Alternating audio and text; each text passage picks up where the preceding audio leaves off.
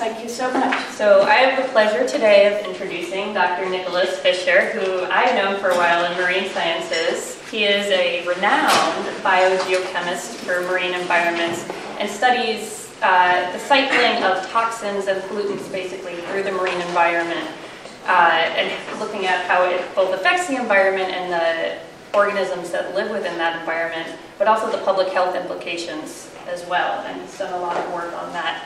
He is also the director of a group here on campus, CIDER, and that is an interdisciplinary collaboration between the hospital, engineering, marine sciences, biology, I believe, to look at social sciences. And social sciences. And humanities. And humanities, all right, great.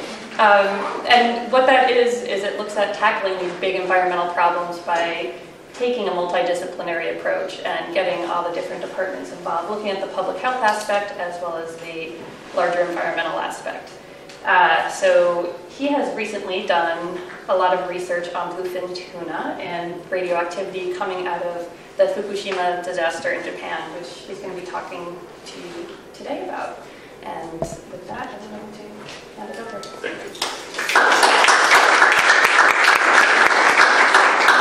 Thank you, Christine. And we miss Christine over in marine sciences. It's one of our better students, I have to say. And thank you, Anne, for the gracious invitation.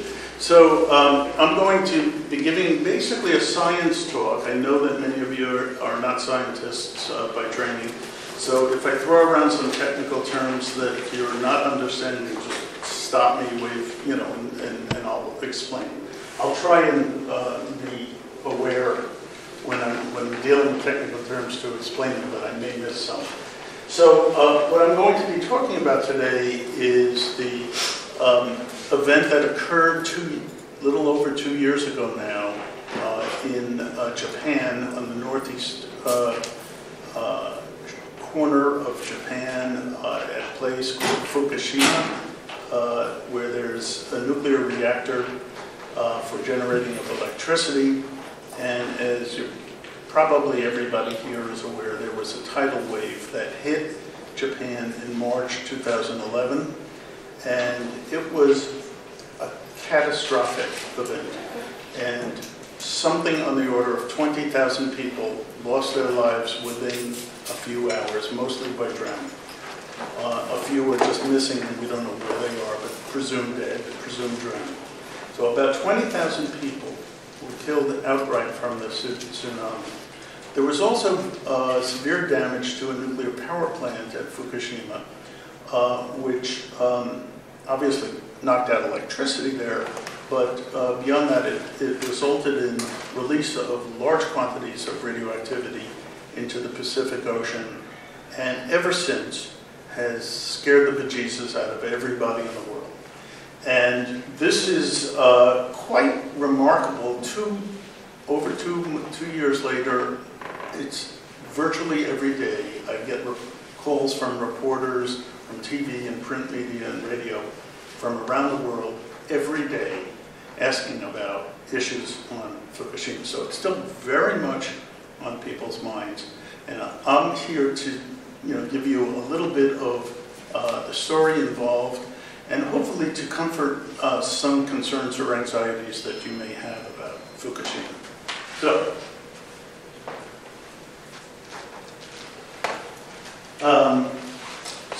the nuclear power plant was disabled on March 2011 following the tsunami. Shall I adjust the lights Sure. to get a little slightly better? Sure.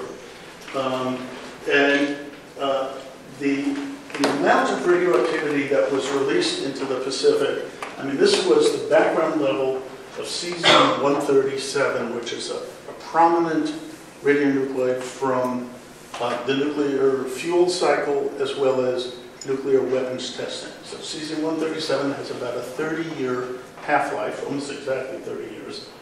And there was a background level of cesium-137 in the Pacific. What do you think that might be from?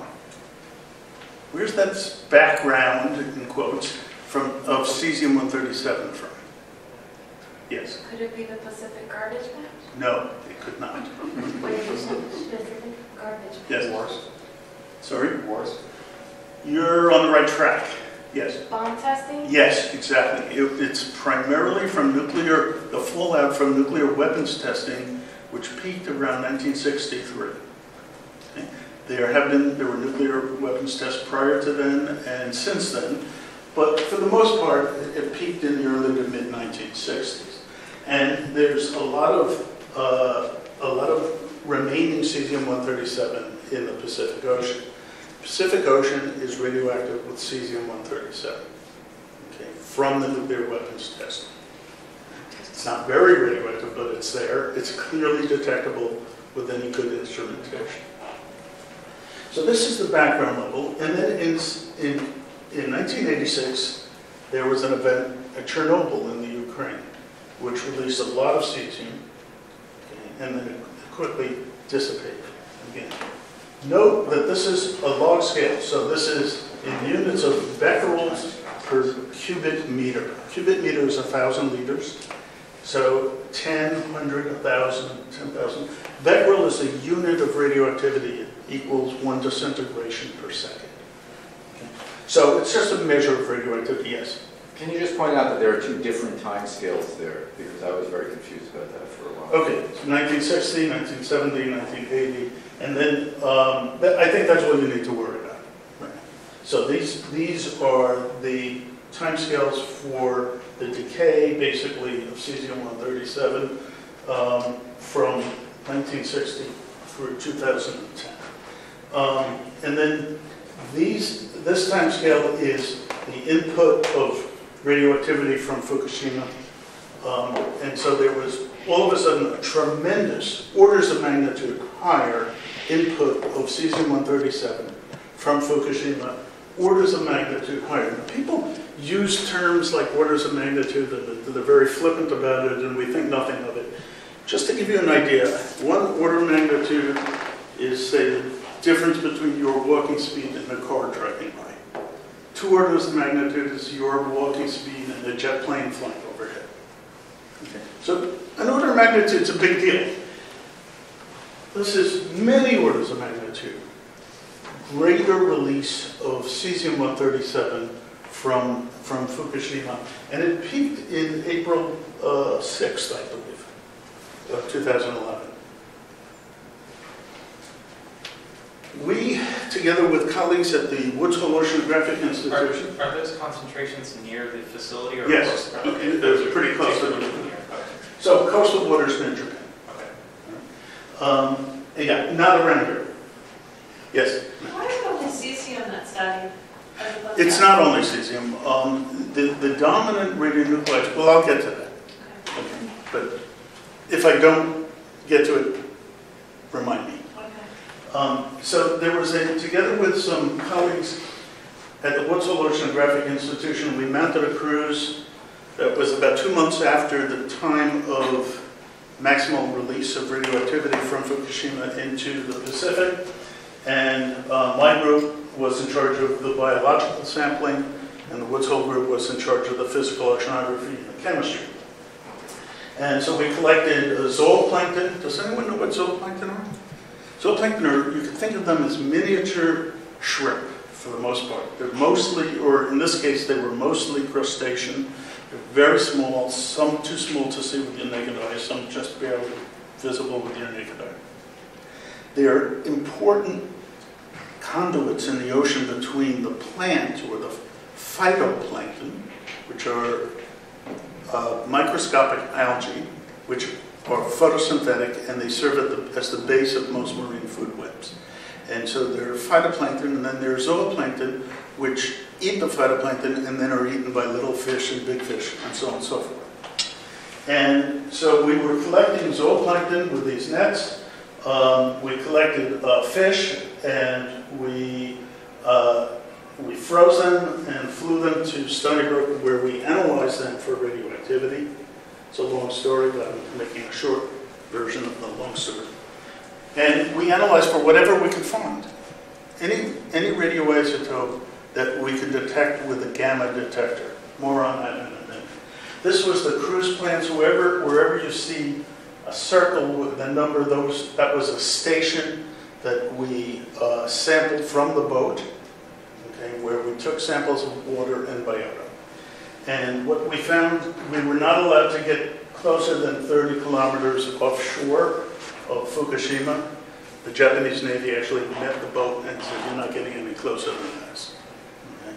So we were not allowed to get closer than 30 kilometers, and we went from 30 to 600 kilometers offshore. The dominant radioisotopes, to address your question, the dominant radioisotopes that were released from Fukushima was an isotope of iodine and two isotopes of cesium. So this is their position on the periodic table. You've all seen the periodic table, I'm sure. And it's worth knowing something about the iodine and cesium isotopes in order to make sense of any of this. So the dominant isotope that was released of iodine is iodine-131, which only has an 8-day half-life. So after 8 days, half of it is gone. After 16 days, you only have a quarter remaining. 2 half-lives, you're down to 1/4. You're not down to 0. So after 3 half-lives, you're down to 1/8. So it goes down exponentially. So after 70 days, which was about when our cruise took place, there was only 0.1% of the radioactive iodine remaining in existence. It had decayed away.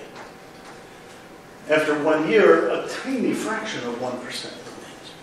So radioactive iodine can be an immediate effect primarily for people who might drink it or inhale it, impacting thyroid gland. But that was not a problem, as it turns out, we believe, in Fukushima. It was a problem in Chernobyl. Furthermore, there's a lot of stable iodine in seawater. Okay, by stable, I mean not radioactive, just normal iodine. Right? And it's present at concentrations of 400 nanomolar in seawater. 400 times 10 to the minus 9 moles per liter for the chemists among us. Iodine typically is not concentrated by marine organisms very much at all, except brown seaweeds. Go figure. We don't really know why, but they will concentrate it about 10,000 times out of seawater, and it's an active uptake. That is, they spend energy taking it in. There's almost no bioaccumulation in other marine organisms. The seaweeds that are harvested for sushi, for example, are harvested in a different area in Japan, and they're not brown macroalgae, they're red macroalgae, and they don't concentrate iodine. Cesium, there were 2 radioisotopes of cesium, 137 and 134, and it turns out it's important to distinguish between the 2. So the cesium-137 I alluded to earlier has a 30-year half-life. So after 60 years, a quarter of it is still remaining. After 90 years, an eighth of it is still remaining. So it's there for the rest of our lives. It's still detectable, as I mentioned earlier, in Pacific seawater and in biota, all marine biota, from nuclear weapons testing. Not just in the Pacific, by the way, in the Atlantic too. And it's a fission product. It comes from the splitting of uranium from nuclear fission in the reactor. Cesium-134 is a neutron activation product, but it's similar. It behaves identically chemically to cesium-137, but it only has a 2-year half-life instead of a 30-year half-life. So it decays more rapidly. It was undetectable in the Pacific prior to the Fukushima disaster because whatever cesium was released from the weapons testing back in the 60s has decayed away, whatever cesium-134. So there's only remnants of 137. There's a lot of stable cesium in seawater, a lot. It's a common element in seawater. And it's present at concentrations of about 40 nanomolar.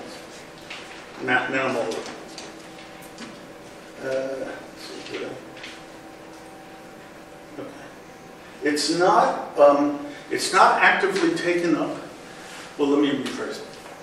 Cesium behaves like potassium.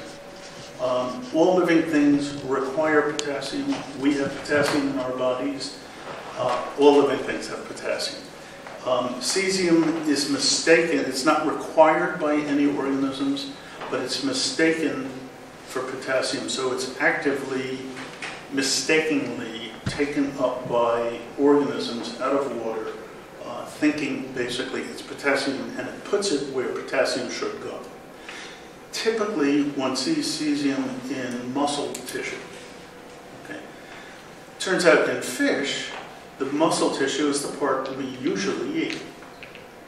Now, some people like Carl Safino will eat all kinds of parts of fish, but most people eat the fish fillet. Okay. And so one sees a lot of cesium.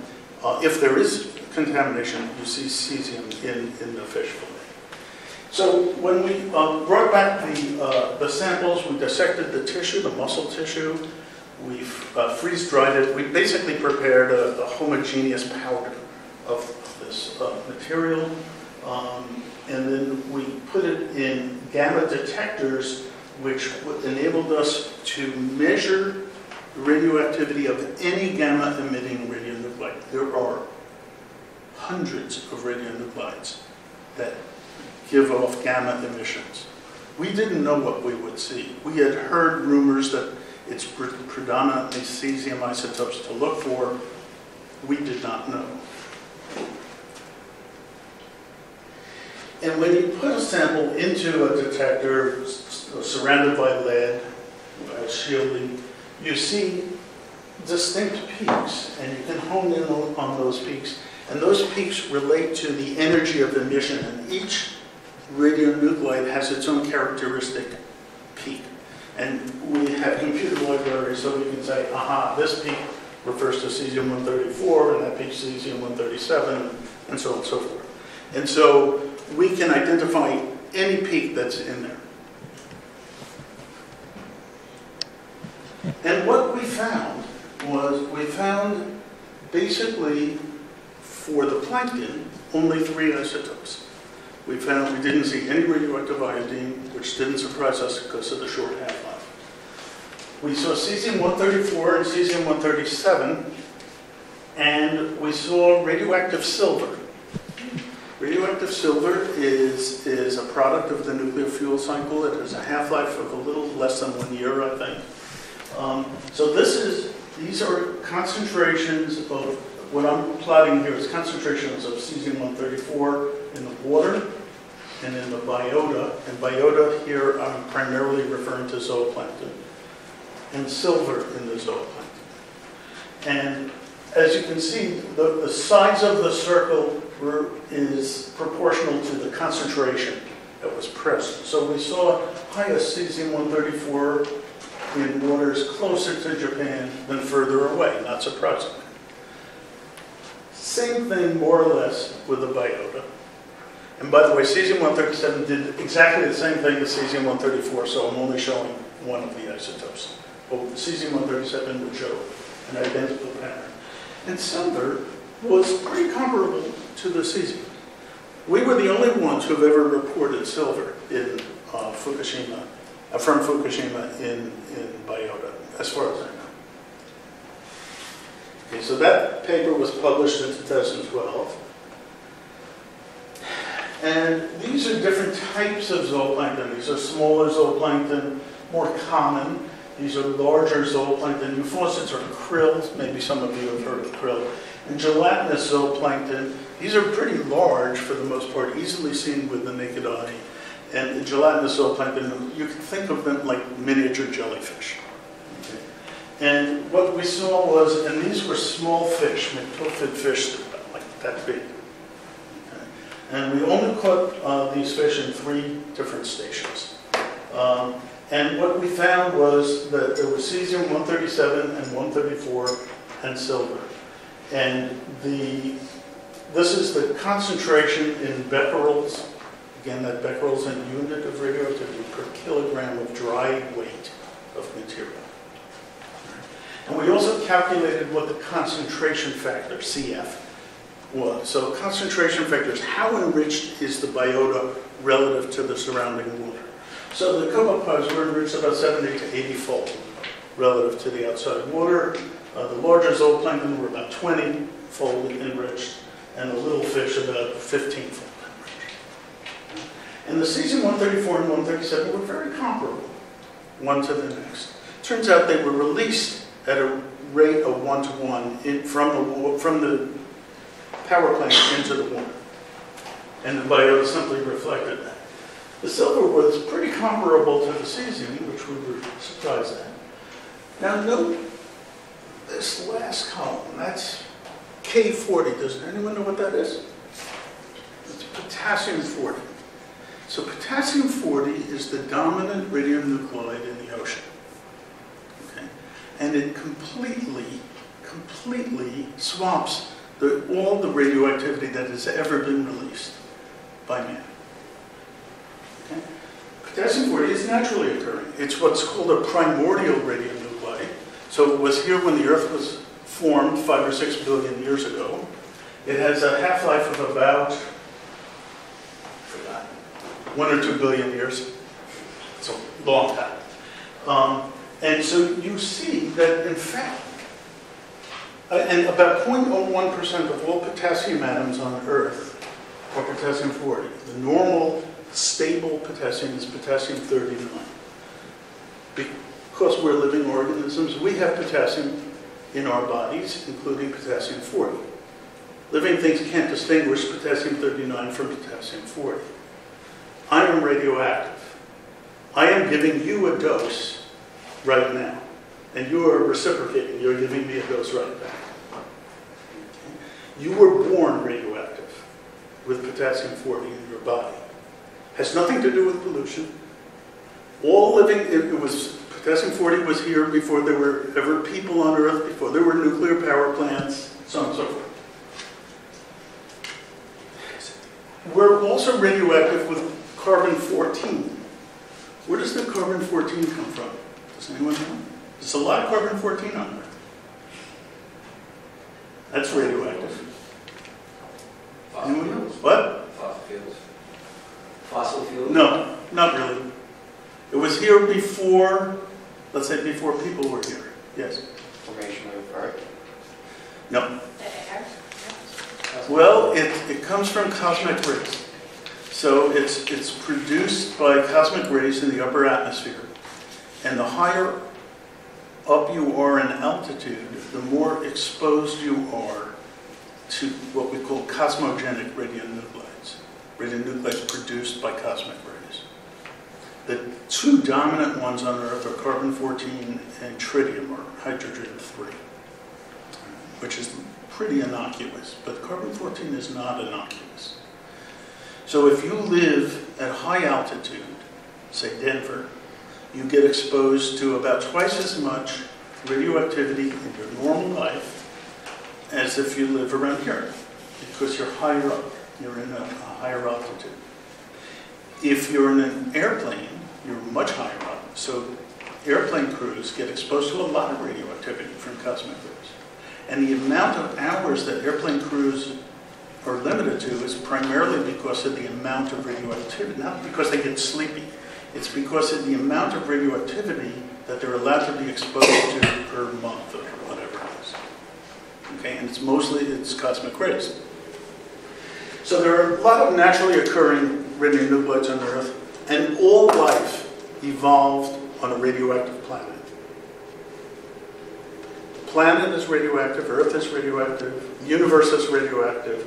I want to leave you with that as an important reminder that potassium-40 and other naturally occurring radionuclides have always been on Earth, okay, and all life evolved in their presence. That's actually very important.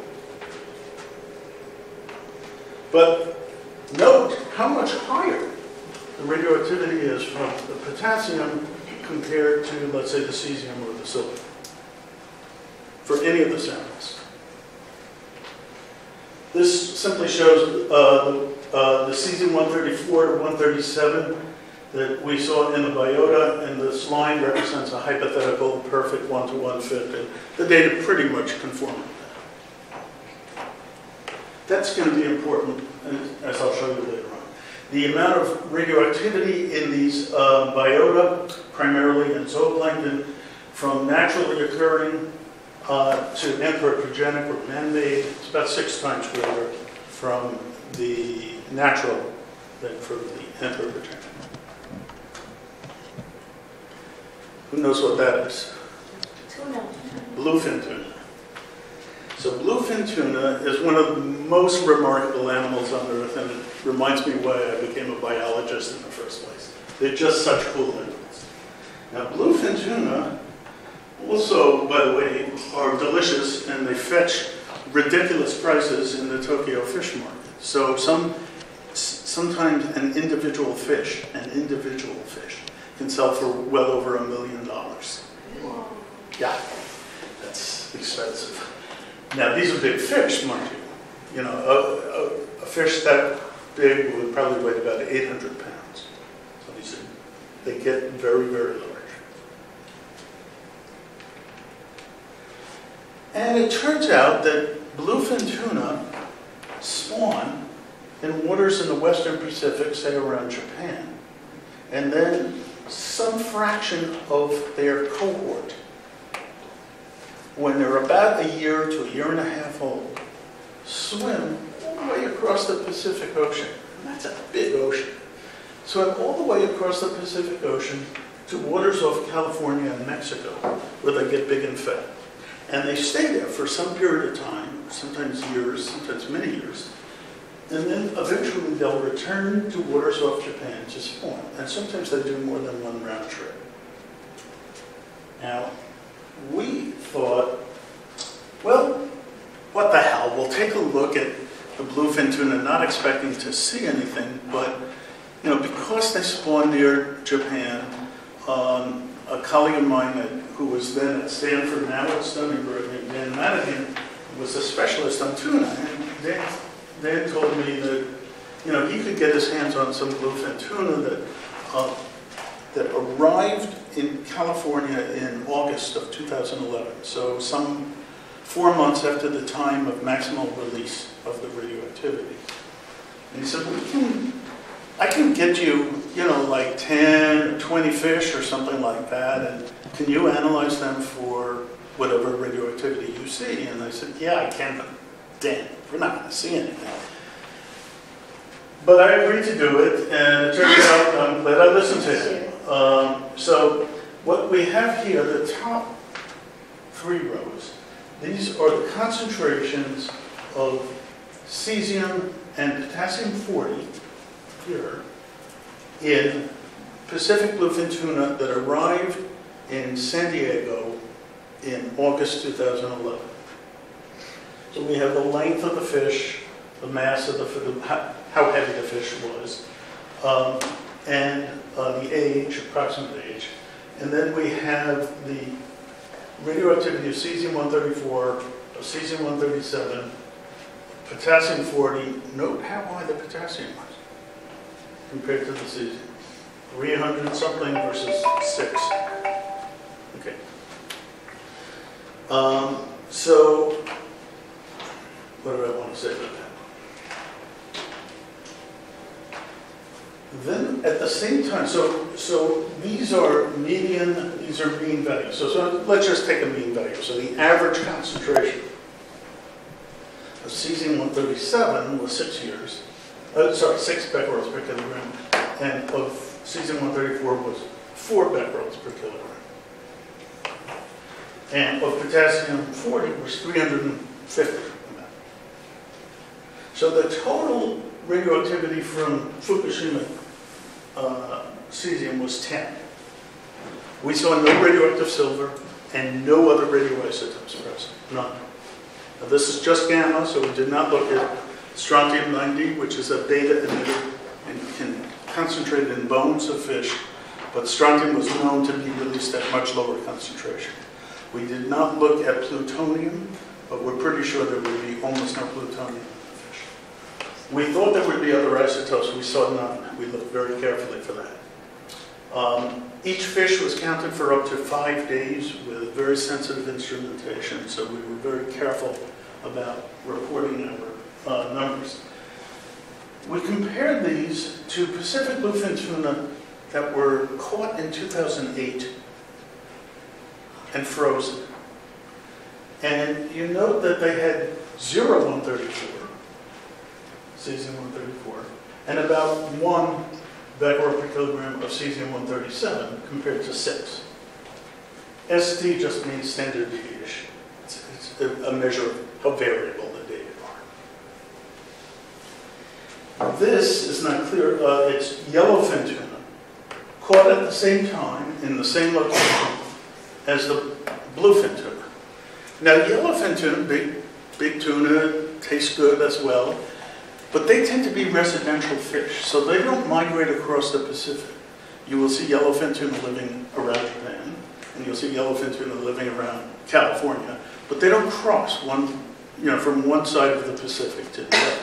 So the yellowfin tuna that we caught in California would only have whatever radioactivity they picked up in California.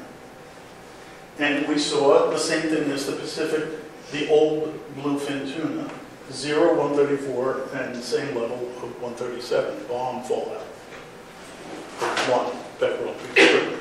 And they also had pretty high potassium. So the yellowfin tuna, in a sense, were a control. That we know that these bluefin tuna could not have acquired their cesium from California waters.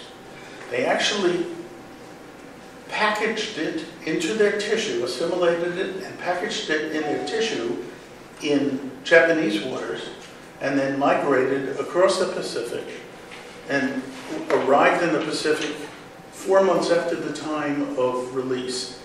So they migrate pretty fast, and that's a big ocean. And they retained enough cesium-134 and 137 to be clearly measurable. So again, the cesium-134 in a sense is really the telltale because there was no background 134 at all.